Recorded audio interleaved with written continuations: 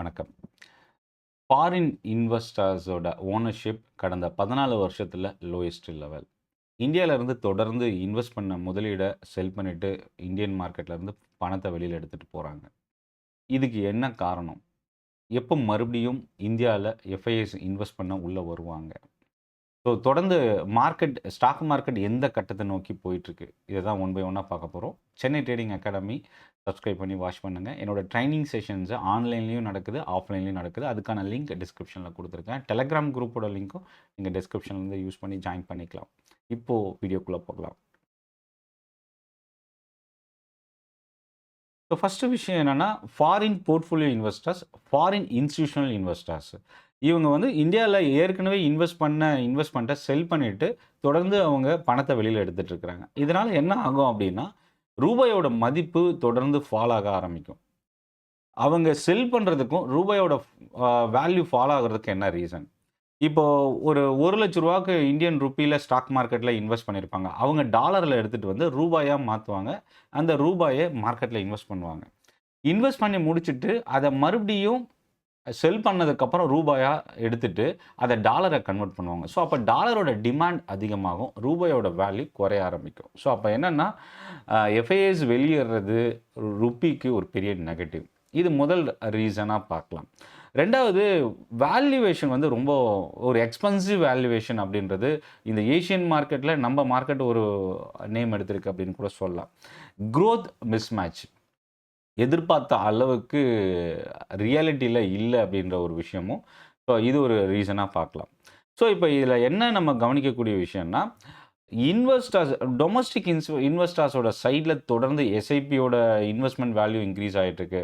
Mutual ஃபண்டோட DIS வந்து தொடர்ந்து alternative இன்வெஸ்ட்மெண்ட்ட வந்து தொடர்ந்து எவ்வளோ எஃப்ஐஎஸ் வெளியில எடுத்தாலும், அத ரீப்ளேஸ் பண்ணக்கூடிய இல்ல ஃபுல்ஃபில் பண்ற அளவுக்கு மார்க்கெட்ல ஃபண்ட இன்ஃப்யூஸ் பண்றாங்க. ஆனா, எவ்வளோ ஃபண்ட உள்ள எடுத்துட்டு வந்து ரீப்ளேஸ் பண்ணாலும், அந்த குளோபல் சென்டிமென்ட் அதாவது இந்தியாவோட பார்வை, வெளிநாட்டு முதலீட்டாளர்களுக்கான இந்தியாவோட பார்வை ஸ்டில் இன்னும் நெகட்டிவா இருக்கிறது தான் ஒரு சென்டிமென்ட் அப்படின்னு கூட சொல்லலாம். ஸோ, இப்போ இதுல என்னென்னலாம் பிரச்சனை வந்தது அப்படின்னா, ஏஐயோட டிரான்ஸ்ஃபர்மேஷன் ஒரு காரணம். ஜியோ பொலிட்டிக்கல் டென்ஷன், செமிகண்டக்டரோட பூம்.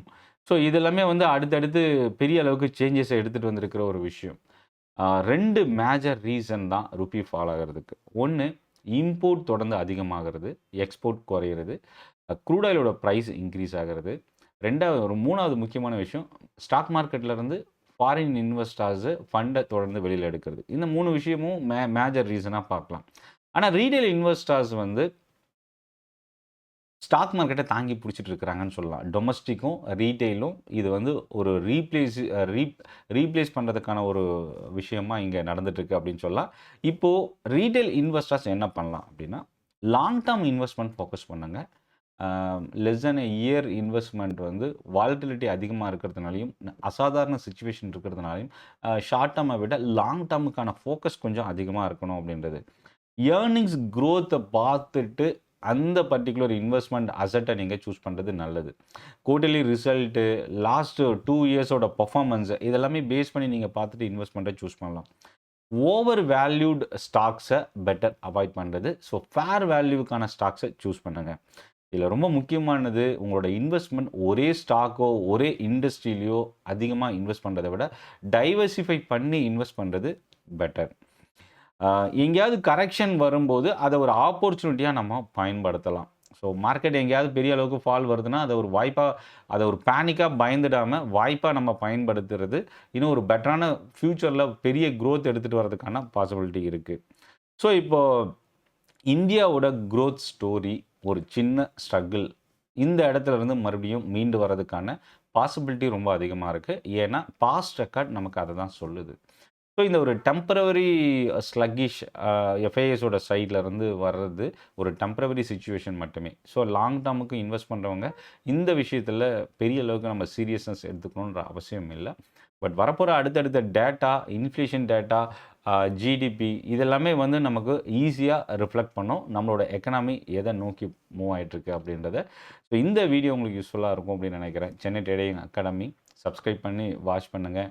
என்னோட ட்ரைனிங் செஷன்ஸ்க்கான லிங்க் டிஸ்கிரிப்ஷனில் இருக்குது. கிளிக் பண்ணி ரெஜிஸ்டர் பண்ணிக்கங்க. டெலகிராம் குரூப்போட லிங்க்கும் நீங்கள் ஜாயின் பண்ணிக்க டிஸ்கிரிப்ஷனில் லிங்க் இருக்குது. நன்றி, வணக்கம்.